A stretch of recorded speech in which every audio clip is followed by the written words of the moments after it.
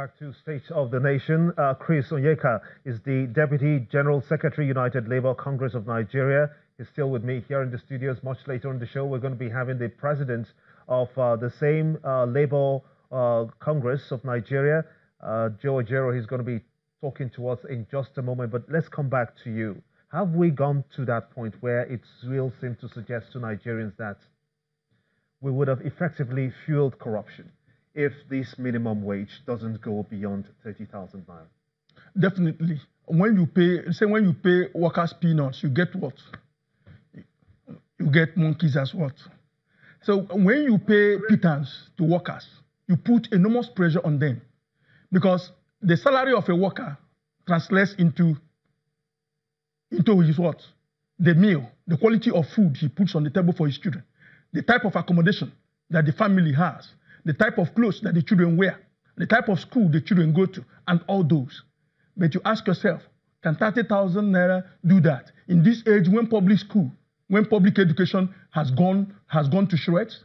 At this stage when public transportation has become a mess? At this stage when health facilities are no longer accessible to Nigerians? You ask yourself, will 30,000 naira be enough?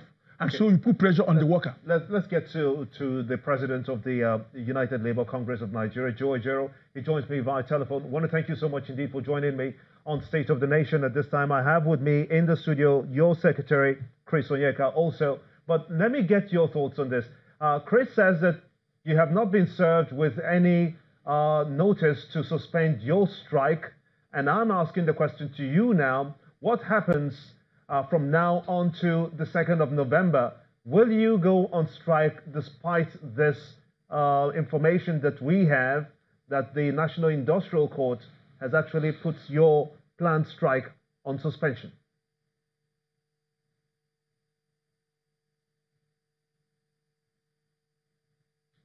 Mr. Joe, can you hear me? Mr. Jero? Hello? Yes, can you hear me? Can you hear me? It's not clear. It's not clear. Come again. Can you hear me now? Yeah, I'm hearing you now. Brilliant. So I have with me your secretary, Chris Onyeka. He's with me in the studio. And I did pose this question to him, but I'm posing it to you now since you're the president. What happens in an event where you get this letter from the National Industrial Court suspending your planned strike for November the 2nd?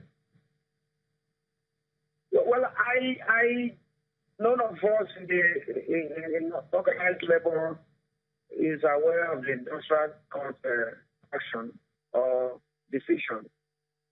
And even if we are aware that government has sent invitation for a meeting on Sunday, another invitation for a meeting on Monday, we wouldn't know whether they would prefer the court option instead of the meeting. As of now, we have not been served, we have not been told, we are not put on notice. We know that this same government does not equally obey court orders. But if we see the order, we don't know how to respond to that. Is that was supposed to be November the 6th? I was just mixing it up with November the 2nd. But the chairman of the Governors Forum, who also is the Zamfara State Governor, Abdul Aziz Yari, said that the decision of the governors was based on the current realities on ground. But the Minister for Labour, Dr. Chris Ngige, has criticized the governors of the figure, saying that 22,500 is even below the 24,000 naira proposed by the federal government. Do you stand in tandem with what the government is saying against what the Governors Forum is saying in this case?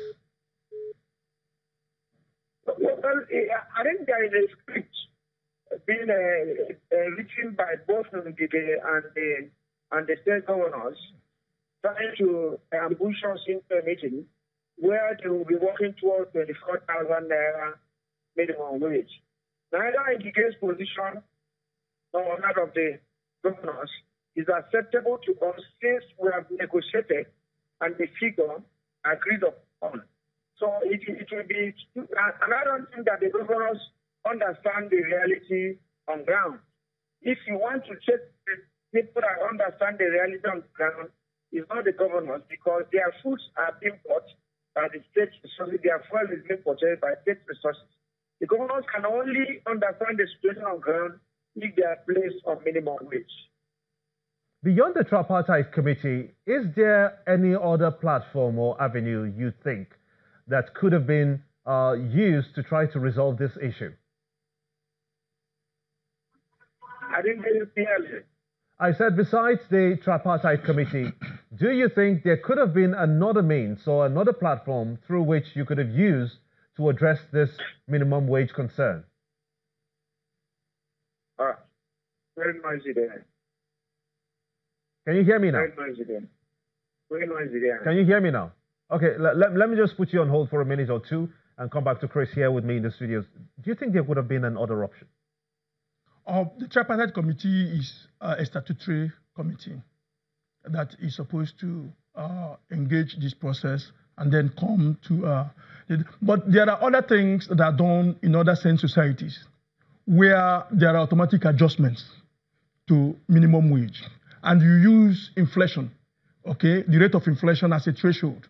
Once it gets up to a certain level, agreed level, the minimum wage should go up by so and so percentage. That is what is done in other sane societies. And did you ask that be done in this situation? Yes, we have asked. We put it in our own memorandum that we submitted, but you know that they will not accept it. You understand what I'm saying? No, we don't know that they will not accept it. Natural. We have fought for many things in this country, and we don't want to be accused of going on strike regularly. And so we want to take our time, one at a time.